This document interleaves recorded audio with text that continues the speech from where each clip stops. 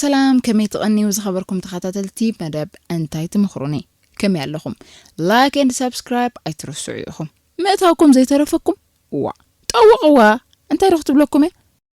بلو نايلومي مدب انتاي تمخروني حيزنا بساعتنا ترخبنا لنا مكتتلكم اقدمنا بخبرنا حتت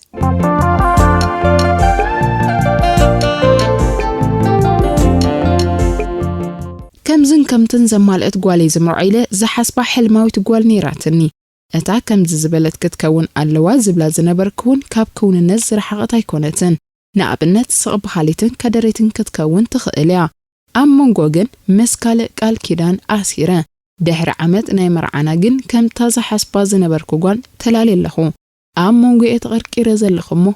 هاي مخرخم وسابلو لي زبلنا ياريد كاب رواندا يم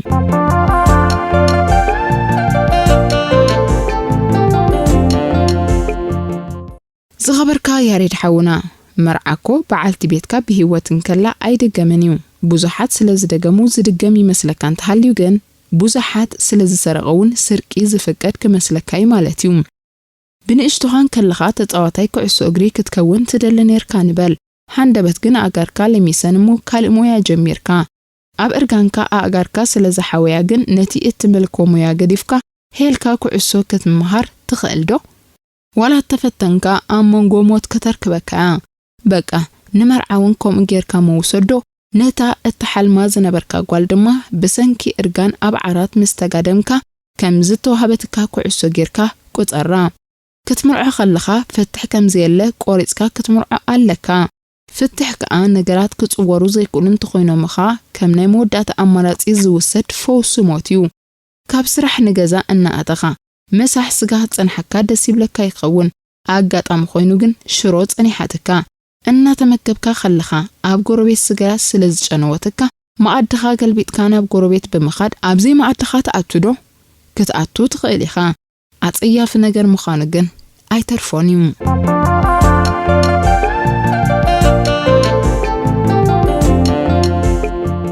ሰለስተ ዓመቲና በፍቅሪ ተጓዒዝና ናይ ክልቴና ስድራ ድማ ኣዕሩኽ ምዃንና ይፈልጥዮም እንተኾነ ግን ስድራይ ምስኡ ሓዳር ክገብር ፈቃደኛታት ኣይኮኑን ንሱ ድማ ጥንስን ተሕዝኪ ከይፈተው ሕራይ ክብሉኽ የምናበለ ንኸምኡ ይደፋፍኣንሎ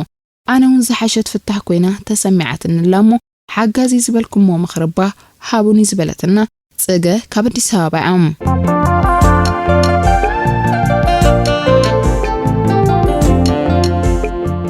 ዝኸበርኪ ጽገ ሓፍትና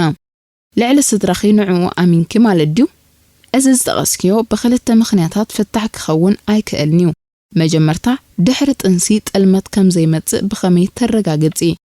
ቤተሰቡኻ ምስ ጠነስኪ ሓሳቦም ኣይልውጥንዶ እቲ ካልኣይ ምኽንያት ድማ ንረብሓ ውልቂ ክትብሊ ንስድራኺ ተቐይሚ ኣለኽ ማለት እዩ እዚ ድማ ነብሰ ፍትወት እዩ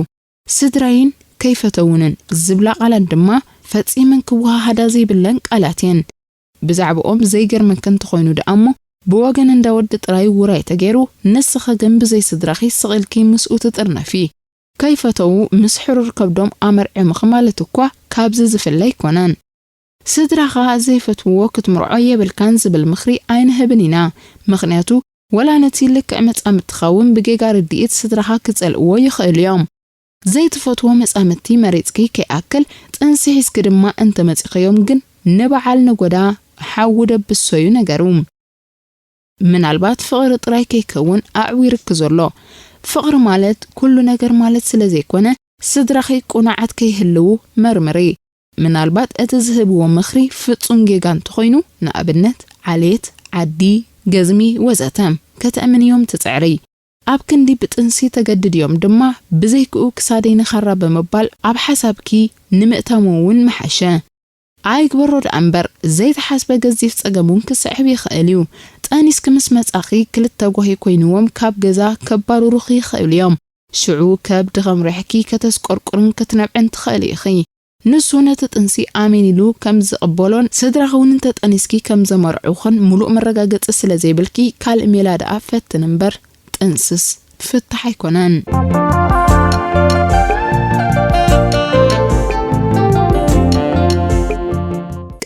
ዝተላለኽዎ ኣፍቃርለኒ ኣብ ስራሕ ዝተላለኽዎ ወጻእተኛ ድማ ኣፍቂረኪ ይብለንሎ ድሮ መስኺ ሃብክዎ ከለኹውን ብዙሕ ወጻኢታት ይገብረለይ ኣሎ ክምርዓወይኪ እኳ እንተ ዘይበለኒ ምስኡ ከንብረኒ ምዃኑ ግን ቃል ኣትየለይ ኣሎ ነቲ ቀዳማይ ኤርትራዊ ዓርከይ ከይገድፎ ድማ ኣመና ኣፍቅሮ ኮይነ ህጹጽ ሓገዝ ካባኹም ይደልለኹ ዝበለትና ዊንታና ካብ ካናዳ ኣም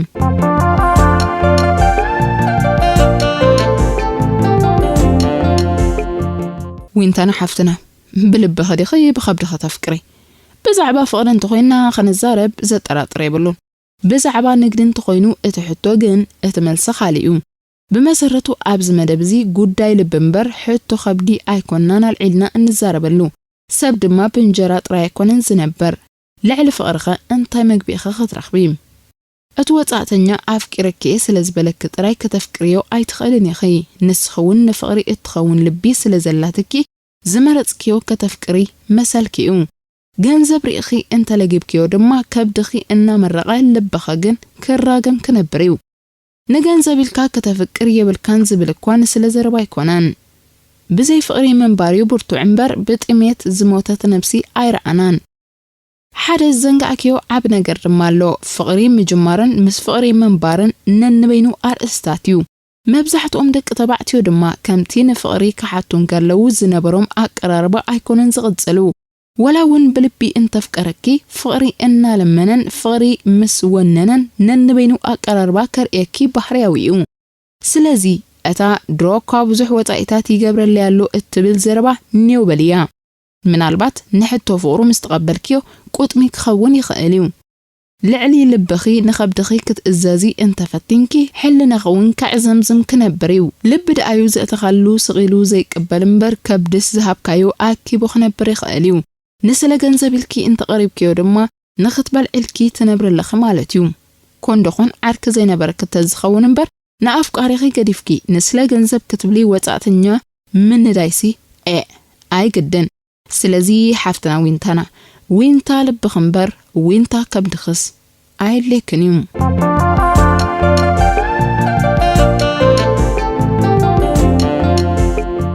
ካብ እንምርዖ ዓመትና ይመልኣናን ወላ እኳ ብወገን ስድራና ብዝተገብረ ምርጫ እንትኾንና ተመርዒና ኣመና ኢና ግን እንፋቶ እቲ ሽግር ኣመና ቀናእ ምዃና እዩ ኣብ ከተማን እናተዛወርና ንዝኾነት ጓል ሰላም ቴልያ ኮረፍረፍ ትብል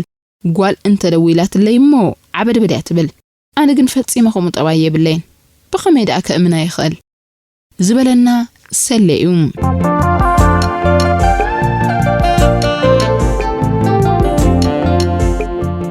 ሰሊሐውና ስለምንታይ ትቐልእ ዘላ ሞ ዘይትብል ወላ እኮ ብፍጥረታ ቀናእ ክትከውን እንተኽኣለት ኣካይዳኻ እውን ተወሳኺ ጥርጣረ ንኸተሕድር ይድርኻ ይህሉ ካብ ባዶ ተበጊሳ ብቕንኢ ክትሕመስ ኣይትኽእልንያ ኣብ መንጎ ምስኣ እናተዛወርካ እትፈልጣ ጓል እንተረኺብካ ካብ በዓልቲ ቤትካ ተፈሊኻ ሰላማይ ትበላ ብኣንጻር ኮዳ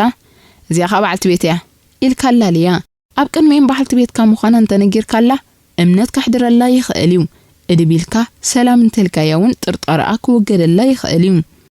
ኣብ ገዛ ከለኻ ቴሌፎን እንተደዊለናልካ እውን ኣብ ገዛ ኣለኹ ምስ በዓልቲ ቤት እትብል ዘረባ ብገለ ተእትዋ ብሓፂሩ ኣብ ቅድሚ ኣዋልድ በዓልቲ ቤተይ ትብል ቃል ከተስማዓ ከለኻ እምነት ይውስኸላ እዩ ካልእ ዓብ ነገር እውን ኣሎ ኣዚኻ ከም እተፍራ ክትገልጸላ እንተኾንካ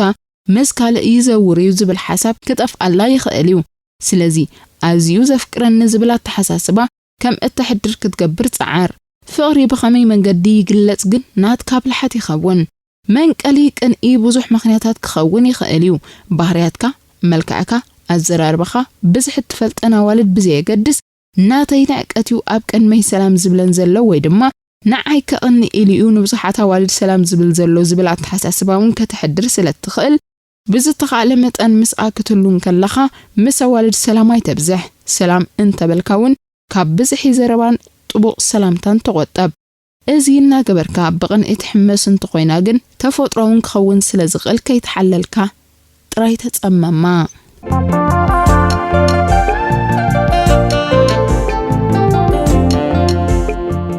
ዝኸበርኩምን ዝኸበርክን እንተኸታተልቲ መደብ እንታይ ትምኽሩኒ ንሎም ዘደለናዮ ኣብዚ ክንዛዝሚና ዘለኩም ሕቶ ስተድሉና ይበቂዕ ዝበልናዮ መልሲ ካብ መሃብ ድማ ኣይንቆጠብሊና ላይክ ኤንድ ሰብስክራይብ ካ